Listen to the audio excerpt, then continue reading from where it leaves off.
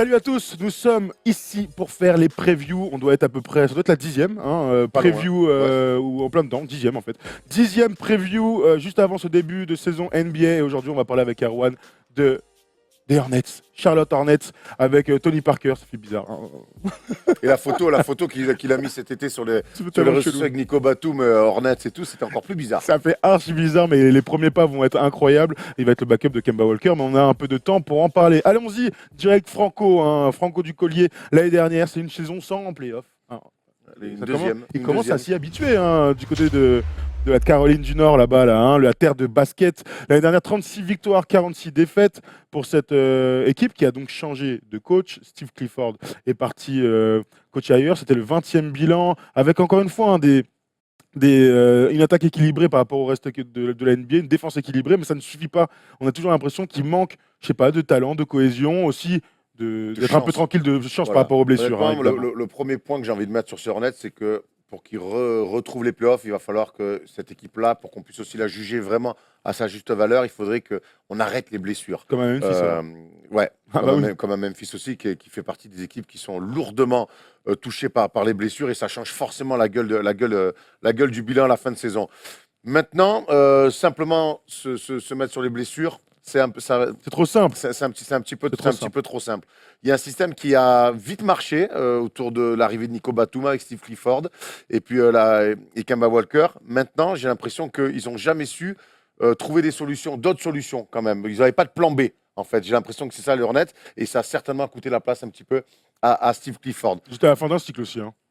On a tous l'impression qu'ils étaient à la fin d'un cycle. Steve Clifford est parti et il n'était pas déçu de partir, quoi. Ah, d'accord, mais moi, la fin de cycle, pour moi, elle n'est pas arrivée là, à la fin de la saison dernière. Elle est arrivée la saison après les playoffs. Tu vois ce que je veux dire?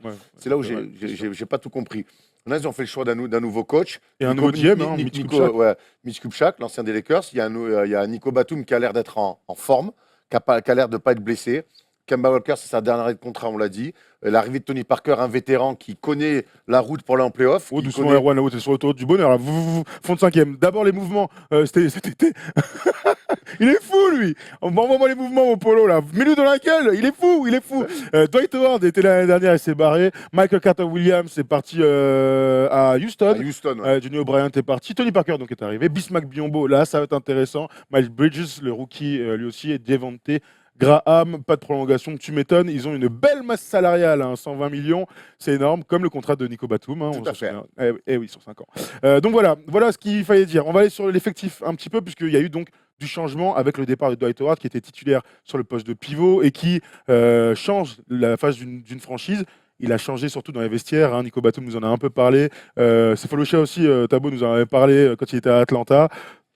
Dwight était difficile, ils ont préféré évacuer tout ça, transférer du côté de Brooklyn de Brooklyn.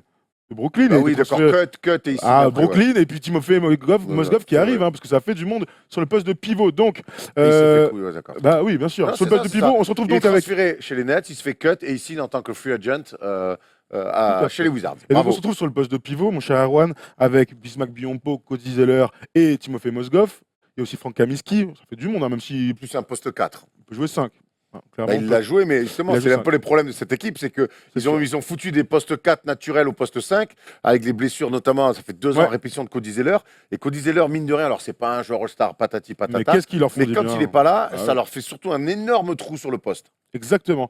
Donc voilà, sur le poste de pivot, ça va être intéressant de voir l'impact de Bismack Biyombo, puisque ils avaient besoin de ce genre de profil. On l'a vu au K54 en vrai, c'est incroyable à quel point il est physique. Il fait que 2,08 m. Il n'est pas si grand que ça, mais bon, les bras, le jump, l'explosivité, et puis cette force dans l'axe, et puis sur le pick and roll. Disponible. Toujours disponible, et donc je pense que ça va vraiment leur faire du bien d'avoir ce profil enfin dans un basket moderne, parce qu'ils avaient eu le frère Plumlee, et ça n'avait pas marché avec un gros contrat. Il était toujours blessé, tout le temps blessé.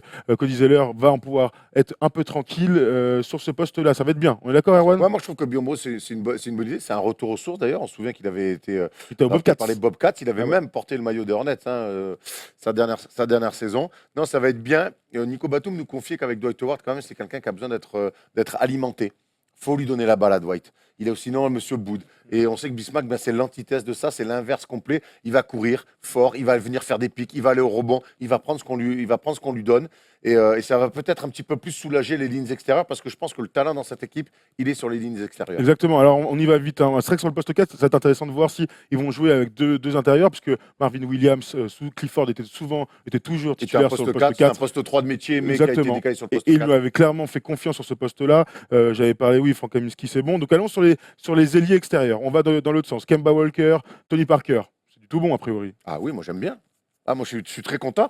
Par contre, je pense même que autant on disait que Lonzo Ball et Isaiah Thomas ne pouvaient pas jouer ensemble, autant je pense que Tony Parker et Kemba Walker vont pouvoir jouer ensemble. Kemba peut clairement jouer deux, hein, et Tony peut aussi jouer deux. Alors après, c'est difficile défensivement. Après, défensivement, tu risques de payer des choses, mais en tout cas, voilà, ça fait partie des coups que James Ivergo pourrait tenter de temps en temps, mettre un peu de folie sur 2-3 minutes, tenter des coups, quoi. Tenter des coups, ça fait aussi partie de ce truc. De toute manière, quand il y a un nouveau coach qui arrive, on espère qu'il va imposer sa patte. Et même si ça avait plutôt réussi, que l'équipe était structurée, il va falloir donner un nouvel allant. Je vois là, on s'est calqué, Oui, on s'est calqué donc, sur celui de l'année dernière.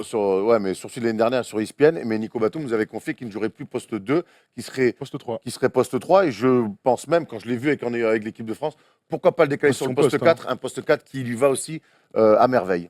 Ce serait une grosse cote. Vincent Collet l'a fait jouer, il a frôlé le triple contre l'Italie cet été. Basket FIBA. Oui, mais même en NBA, c'est quand même enfin, pas l'installer, mais de jouer avec un seul grand et lui. Une fois de plus, avoir des formules. 3-4, quoi. Poste 4, aujourd'hui, NBA, c'est plus comme les époques avant. Tu peux être un vrai playmaker, jouer poste 4. Après, il y a un certain, comment il s'appelle, LeBron James, qui le fait plutôt pas mal.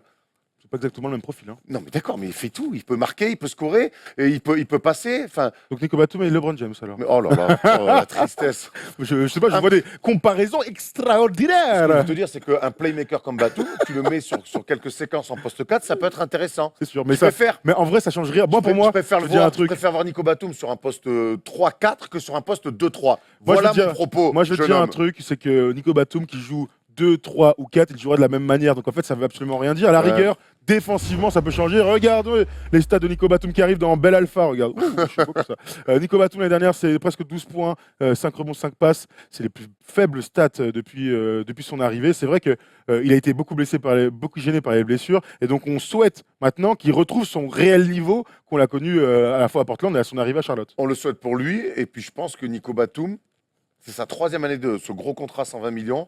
Alors, il y a eu des blessures, certes, mais cette année, quelque part, il est un petit peu face à ses responsabilités. Je pense que s'il y a une nouvelle saison blessée ou ratée, ou les deux, je pense que l'avenir de Nico Batum pourrait se faire loin des Hornets. C'est pas évidemment. On peut imaginer un transfert, ce qu'on lui souhaite. Vraiment. Ben, au bout d'un moment, c'est la question qu'on va se poser tout à l'heure dans le focus, c'est que il y a eu des efforts de fait. Alors certes, il a été blessé, puis il y a eu une fin de cycle, tu disais, avec Steve Clifford. Maintenant, Nico Batum, il doit retrouver son standing de sa première saison à Charlotte. Clairement. Et le fait de le repositionner sur un poste de 3, c'est aussi une bonne nouvelle pour lui. C'est intéressant, cette affaire de repositionnement, puisque ça décale plein de monde. Donc le premier, c'est notre ami Michael Kidd-Gilchrist, qui est un défenseur d'élite. Pour moi, clairement, dès qu'il est sur le terrain, tu le sens défensivement. Le problème, c'est qu'en attaque, il aime grailler et il peut pas mettre un tir. Alors, il est très athlétique, donc il pourra toujours trouver des chemins au cercle, mais il a montré ses limites. Pourtant, c'est un très très haut choix de draft et il n'a jamais vraiment confirmé, même si il a du talent. Quand même. Ouais, mais marge de progression très faible entre sa sortie de collège et son prime, ce qui doit être son prime de joueur professionnel. Marge de progression très déjà d'un athlète quasiment fini en sortie de fac. Après, quand tu mets pas un tir, tu peux espérer qu'un jour il progresse. Et puis attaquant très pauvre. Trop pauvre, pas un grand passeur, pas un mec qui a une super lecture, pas un mec c'est très compliqué pour lui de mettre un tir. Voilà, c'est plus un slasher qui va en rebond offensif. Bon, voilà, quoi. Michael Kidd-Gilchrist, moi, j'ai toujours eu un petit souci avec lui. Passons. En fait, je voulais juste amener sur quelqu'un d'autre. J'imaginais que lui, il allait peut-être moins jouer, a priori, s'il lui prend sa place dans le 5 majeur sur le poste 3. Du coup, il y a de la place sur le poste 2. Tu vois Malik Monk, qui était rookie l'année dernière, qui a clairement du talent et qui va pouvoir jouer plus. Et il y a Jeremy Lamb, 2 joueurs un peu du même profil, c'est-à-dire des postes de scoreurs plutôt adroits qui peuvent a priori performer en NBA. Ouais, et Malik Monk, James Borrego a dit qu'il avait bien aimé, qu'il comptait lui le responsabiliser. Tu m'étonnes. Cette saison, et ça peut être bien avec Jeremy Lamb qui est un talentueux mais très très très irrégulier. Qui a vraiment jamais confirmé les attentes non plus. de lui à la fin. Alors, pour le coup, c'est l'antithèse de Michael Kidd-Gilchrist pour le coup. Ouais. Beaucoup moins athlète, mais talentueux, mais sans non plus jamais se faire violence. Donc peut-être que Malik Monk a un vrai coup à jouer, lui, qui est qui est un joueur assez complet. Sur ces postes d'ailier, il y a un dernier mec, donc c'est le rookie Miles Bridges qui va pouvoir, d'après moi, apporter. C'est un Lebo physique, il peut mettre dedans et tout ça. C'est les gars qui, dès qu'ils vont arriver en NBA, peuvent avoir de l'impact. Et sur cette ligne d'ailier de 2 à 4, si James Borrego décide d'avoir des ailiers un peu partout, touche à tout, lui, il aura lui aussi son mot à dire et aura un peu de temps de jeu. On n'a pas parlé de Kemba Walker, ou très peu. C'est normal, c'est dans le focus parce qu'il y a une espèce de question qui vous attend. They do have a timeout. Decide not to use it. Curry, way downtown. Bang! Bang! Erwan, cette question, elle est très simple. Kemba Walker est à 12 millions la saison et est en fin de contrat cet été, l'été prochain. Donc il lui reste une saison là-bas. Est-ce qu'on peut imaginer une explosion s'il n'y avait pas de play-off pour cette équipe des Hornets? Ça ferait beaucoup. Alors James Borrego vient d'arriver. Il faut lui laisser du temps. Mais mine de rien, ils ont changé de coach, mais l'effectif reste le même. Le leader de cette équipe reste Kemba Walker. C'est autour de lui qu'on a construit. Son lieutenant, c'est Nicolas Batum, avec son gros contrat à 120 millions. Et puis, donc, je pense que finalement, on a pensé et on a fini les clés à ces deux mecs-là. Si tu enchaînes une troisième saison sans playoff, je pense qu'au bout d'un moment, on va forcément se poser des questions. Même si Kemba Walker a la cote auprès des dirigeants des Hornets, dont Michael Jordan. On se souvient que Nico Batum, quand il était venu là, nous avait confié que dès les rumeurs de trade de Kemba Walker, le premier truc qu'avait fait Michael Jordan, c'était d'aller les voir à l'entraînement pour leur dire hey, ce n'est que des rumeurs, jamais Kemba Walker ne partira cette saison. La suite lui avait donné raison. Maintenant, quand ça marche pas, c'est comme avec une meuf, quand ça marche pas, tu peux essayer de te battre 1 an, 2 ans, 3 ans, mais quand tu es malheureux, il faut se séparer. J'ai pas l'impression que les Hornets pour l'instant soient heureux ces 2 dernières saisons. Ils sont pas heureux, mais est-ce qu'on peut vraiment incriminer Kemba Walker? Alors, non. Tu sais pourquoi? Parce que le truc, c'est que les 2 dernières saisons, il est All-Star. Il est All-Star, il fait des campagnes de saison régulière à plus de 20 points par match. Il a clairement progressé sur des aspects comme l'adresse tout au long de sa carrière et sur l'impact dans le jeu. Donc est-ce qu'on peut vraiment incriminer Kemba Walker pour ses non-présences en play-off? Non, mais des fois, dans un couple se sépare, c'est ni la faute de l'un ni la faute de l'autre. Je pense, mais peut-être que Kemba Walker sera plus heureux ailleurs et peut-être que les Hornets seront plus heureux sans Kemba Walker. C'est ça que je suis en train de te dire. Mais quand je dis Kemba Walker, j'inclus aussi Nico Batum. Parce que je pense que si Kemba Walker est transféré en février parce que les Hornets sont loin des playoffs, je pense que le sort de Kemba Walker est un petit peu lié à celui de Nico Batum aussi sur les résultats cette saison. C'est intéressant ce que tu dis, puisque c'est une affaire de contrat, là, hein, clairement. Je vous donne vite fait, comme ça, je les ai mis où Nico Batum est donc le plus gros salaire de l'effectif, à 24 millions la saison prochaine. Il a une player option de 27 millions en 2020-2021, donc encore 3 saisons de contrat. Bismack Biyombo a 2 années à 17 millions, il devrait les prendre. Tu as Marvin Williams qui a 2 années à 14 et 15 millions, donc c'est cher. Cody Zeller est sous contrat jusqu'en 2021 à 15 millions. Bref, MKG a encore une player option pour l'année prochaine à 13 millions. Donc, tu as quand même pas mal de joueurs qui ont des très bons contrats et qui ont de la valeur sur le marché. Donc, c'est vrai qu'on peut imaginer que ça explose. J'arriverai pas à croire que ce soit Kemba Walker qui parte parce que il est signé Jordan Brand, il est très proche de Michael Jordan. Il y a une espèce de truc comme ça. Et pour l'instant, Michael Jordan, le président de la franchise, Nico aussi maintenant aussi, bien sûr. Mais il a montré clairement de la proximité et de l'attachement à son meneur de jeu qui a répondu d'un point de vue individuel aux attentes. Donc j'ai vraiment du mal à croire qu'il puisse le transférer. En plus, son contrat est tellement bas que ça va être difficile de trouver des gens à échanger. Oui, non, mais alors, j'ai parlé de février, mais en tout cas, on peut se dire qu'on va exploser. Ça peut être l'été prochain aussi, au moment de renégocier. En tout cas, ce qui est sûr, c'est que s'ils font une saison moyenne, même avec une bonne saison, refiler le max à Kemba, forcément, ça va amener. Il y a des mecs qui vont devoir bouger. Je pense pas qu'ils pourront filer. Non. Non, pas forcément, vu qu'il est dans l'effectif. Après, tu vas payer de la luxury tax à fond. Merci, bon, d'accord. Si, Michael Jordan est milliardaire, il peut payer. Hein. En fait, il fait plein de dons en ce moment d'ailleurs. Ah, il fait dans l'ombre. Il y a eu des problèmes en même temps. Florence. En tout cas, moi, j'entends tout ton côté marketing autour de Jordan Brand et puis même de l'affectif.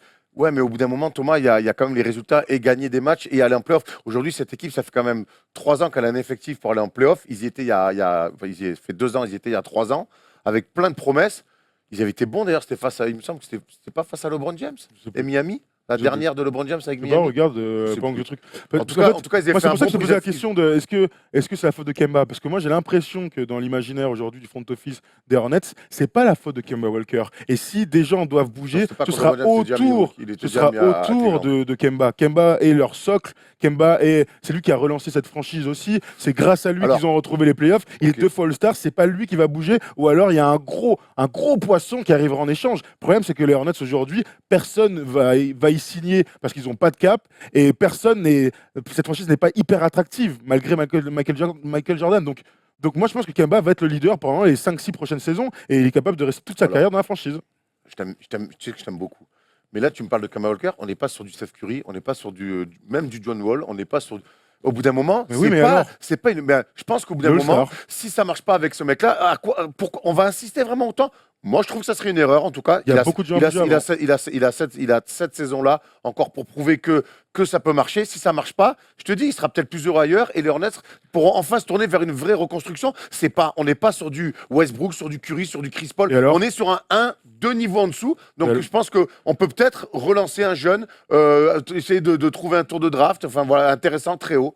Non, malheureusement non, parce que comme je l'ai cité tout à l'heure, il y a beaucoup de gens qui sont avec des gros contrats sur 2 ou 3 saisons. Donc tu ne peux pas bouger tout le monde comme ça et chercher des choix de draft. Ça ne peut pas marcher comme ça. Il y a ce que je vois, et je te pose cette question simple, quelles sont les certitudes de cette franchise aujourd'hui? Kemba Walker. Et ben voilà. Et donc, tes certitudes, tu vas pas les dégager. Il y a tellement de choses à faire avant d'imaginer de le trader. Ou alors, encore une fois, tu as un énorme gars qui arrive en échange. Les certitudes des Hornets aujourd'hui, c'est Kemba Walker. Et tu as raison, All-Star 2 fois. En septembre 2018. Si en avril 2019, tu n'es pas en playoff, tu as aussi la certitude que ce mec-là, avec ce mec-là, pendant 3 ans, tu n'es pas allé en playoff. Ouais, ça sera aussi une certitude. Oui, mais le problème, c'est que le truc, c'est que quand tu hiérarchises les choses, pour moi, Kemba Walker, c'est pas le premier mec à évacuer. C'est Nicolas Batum. Pour moi, c'est là, quand tu regardes l'effectif, s'il y a un gars qui a un énorme contrat et qui ne répond pas aux attentes de la franchise, c'est peut-être Nicolas Batum avant Kemba Walker. Donc je veux bien qu'on se focalise dessus parce que c'est la star et c'est normal. Mais lui, il assure d'un point de vue individuel. Je dis pas que collectivement c'est l'extase. Malheureusement, il y a d'autres gens qu'il faut cibler avant de transférer Kemba Walker et c'est évidemment Nico Batum. Bref, vous nous dites dans les commentaires si vous êtes d'accord, pas d'accord. Mais c'est hyper intéressant. C'est franchement de rien intéressant parce que il y a du talent, il y a plein de gens, mais il y a peu de résultats pour ceux des deux dernières. Je le redis, le numéro 1 c'est Kemba Walker, mais pour moi le sort de Nico Batum est intimement lié au sort de Kemba Walker et au résultat aussi des Hornets. Mais pourquoi? Mais parce que moi je te dis, c'est les deux et pour moi, s'ils font pas une saison où ils vont en play-off, je pense que les deux, on va essayer de tourner la page. Bah, un seul des deux, oui. Moi, je pense les deux. Quand il y en a deux, l'avantage, c'est que tu peux faire péter un fusible et pas l'autre. Hein. C'est ça le truc, l'avantage d'avoir deux mecs. Moi, je vous dis vraiment, pas de faire croire que si Kemba Walker n'amène pas les Hornets en playoff, c'est la faute de Nico Batum. Voilà, c'est ça que je veux dire. On n'a pas dit ça. On a dit que la certitude, c'était notre ami Kemba Walker qui va signer un super contrat cet été parce que, mine de rien, il le mérite et qu'il est sous-évalué aujourd'hui son petit contrat. Vous nous dites dans les commentaires qui est-ce que vous échangeriez côté Hornets s'il n'allait pas en playoff en fin de saison, si vous resteriez avec cette ossature. Est-ce que ça peut marcher d'ailleurs avec James Borrego qui va arriver au coaching? Il y a plein de questions qui sont autour de cette franchise de Michael Jordan. Donc le dernier tour en playoff des Hornets, c'était bien face à Miami, mais LeBron était déjà parti. Hein. Voilà, mais c'était en 2016, il avait fait 4-3, c'était une belle série de playoffs. Oui, c'était une belle série, c'est vrai. C'est une super série de playoffs. C'est pour ça qu'on est très frustré de ne pas les revoir en playoff depuis. Eh bien écoute, tant pis, ça fait partie du jeu. Il n'y en a que 8 chaque année. Pour Tipeee, hein, oui, Tipeee, on a très peu parlé, mais moi je pense que vraiment Tipeee peut apporter. Le bâtard! Laisse-moi aller au bout. Peut apporter autour de Kemba Walker dans un rôle de mentor. Je peux aller au bout de ma phrase. Kemba Walker, alors n'a plus besoin de mentor, je pense. Moi, je te dis qu'il peut lui apprendre des trucs. Par contre, je pense que ça peut être un super backup pour Kemba Walker et une belle solution pour James Borrego en backup. Et puis je pense que les deux peuvent jouer ensemble et qu'il va aussi peut-être amener quelque chose, une culture de la gagne, parce qu'il y a ça. Il n'a rien à apprendre de Tony Parker. MVP des finales, 4 fois champion, Kemba Walker qui n'a pas fait les playoffs depuis 2 ans. Je ne comprends plus ton histoire. Je ne comprends plus ton histoire. Tu me parles de mentor, un mentor, c'est quoi? Un mentor, c'est un gars plus vieux qui vient qui dit gros, regarde, je vais te montrer. Il a que 26 ans, Kemba Walker. Gros, viens voir, je vais te montrer. Ouais, bah oui, gros, je vais te montrer. C'est ton mentor. C'est mon mentor, c'est pas grave. Moi, je le prends pas mal. Et Kemba Walker, 2 fois All-Star, ne sera pas transféré, vous verrez. Bref, Tony Parker, Nico Batum. Re-signer, je t'ai dit peut-être. Pardon? J'ai dit au transfert en février, ou sinon, surtout re-signer à la fin de l'été. C'est ça que j'ai dit. Donc il va partir pour rien.